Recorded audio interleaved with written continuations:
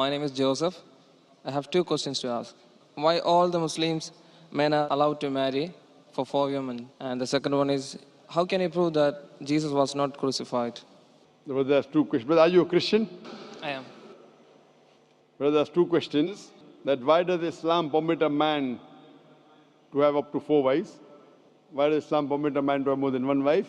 And second question, how can you prove that Jesus Christ, peace be upon him, was not crucified? That Quran is the only religious book on the face of the earth which says marry only one.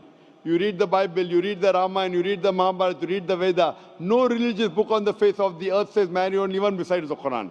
If you read Ramayana, the Hindu scriptures, the father of Sri Ram, he had more than one wife. If you read Mahabharata, Sri Krishna, how many wives he had? 4, 10,000, 10,000. He had 16,108 wives. So if Sri Krishna can have 16,108 wives, so why can't Muslims have maximum up to 4? If you read the Old Testament, it says that Solomon, peace be upon him, had 700 wives. Abraham, peace be upon him, had 3 wives. So Old Testament tells you can marry as many wives as you want. Same as the New Testament says that you should follow Old Testament. So in Hinduism, in Christianity, in Judaism, you can marry as many as you want. It is later on that the church put a restriction that Christians should marry only one. It is later on, Rabbi Benjamin Yehuda passed a synod and say that Jews should marry only one. Otherwise, previously, they used to marry as many as they wished. It is the Indian penal code in India in 1954 that put a restriction and said under the Hindu Special Marriage Act, the Hindus should marry only one. But the scriptures put no restrictions. Let's analyze what does the Quran say. Quran says in Surah Nisa chapter 4 verse number 3, marry women of your choice in 2s, 3s or 4s, but if you can't do justice, marry only one. This statement, if you can't do justice, marry only one, is only given in the Quran and no other religious scriptures. Let us analyze why does Quran give permission for the Muslim men to marry more than one woman, maximum 4. The reason is that by nature, male and female are born in equal proportion. But if you ask any pediatrician, he will tell you, the doctor of the children, that the female child is stronger than the male child in fighting germs and diseases. So you have more deaths among the male children as compared to female children. So in pediatric age itself, the females are more than the males. As life goes on, there is death due to wars, due to alcoholism, due to drug addiction, due to accident. In all these cases, more men are dying as compared to females. So today in the world, there are more females as compared to males. In few countries, like India and China, the female population is less than the male population because of female feticide and female infanticide. In India, according to a BBC report, every day more than 1,000 fetuses are being aborted after they are identified as females. If you multiply this figure by 365, you get a total of more than 1 million fetuses are being aborted every year in India after they are identified that they are females. According to the Tamil Nadu Government Hospital report, out of 10 females born alive, 4 are put to death. If you stop this evil practice of female feticide and female infanticide in India, even in India, the female population will become more than the male population. Even in China, if you stop this evil practice, the female population will become more than the male population.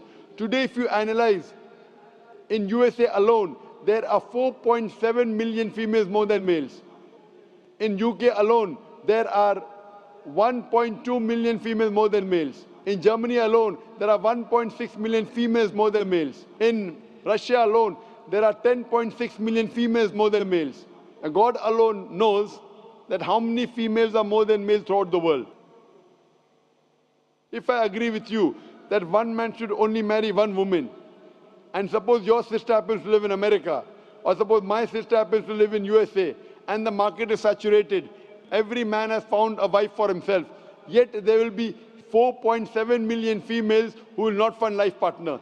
And if your sister happens to be one of them, or if my sister happens to be one of the 4.7 million females who have not found a life partner for themselves, the only option for them is that she either marries a man who already has a wife, or becomes public property.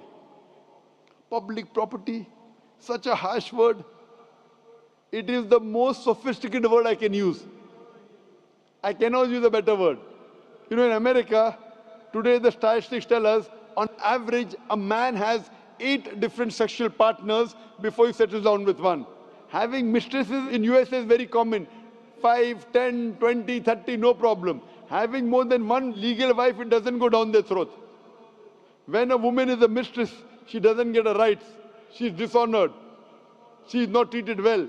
In Islam, when a woman becomes the second wife, she gets her honor, she gets her right, she's treated well.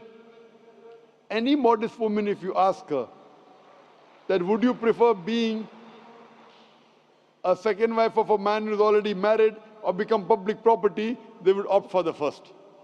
So Islam has given permission for some men to have more than one wife to protect the modesty of the woman. Coming to your second question. Is it allowed for ladies to marry 4 men? Brother, you're asking counter question, the time is limited. You asked 2 questions, now you're asking a 3rd question. Are you convinced with the first answer? I'm convinced with the first one. MashaAllah, so you're convinced, okay. The brother asked that, is a woman allowed to have more than one husband? If you do that, this problem will be exaggerated more. I mean in Muslims, in Muslims. As it is, women are more than men. If women marry more than one husband, the problem will be exaggerated. Point number 1.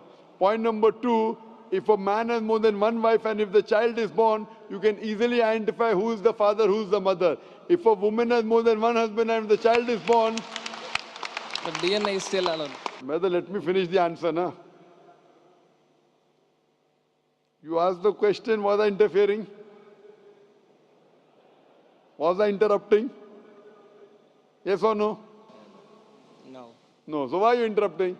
After I finish, you can ask, na? I'm a medical doctor. Are you a medical doctor? No. I'm a medical doctor. I know about DNA testing. I'll come to it. Once, if a woman has more than one husband, 2 husbands, and if a child is born, and if he goes to admit in the school, and if the question, who's your father, she'll have to give 2 names. You're talking about DNA testing. I know about it. DNA testing is recent. Was DNA testing there 50 years back? Was it there? No. It's a new recent discovery, yet it's not 100%. Even if I agree it's 100%, it is now, it wasn't there before. Islam is there since time immemorial.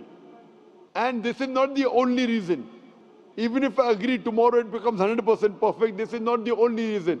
Today science tells us that man is more polygamous in nature as compared to the female. Today science tells us that during menstrual cycle, the female undergoes certain psychological changes. It's not possible for her to do the role of multiple wives.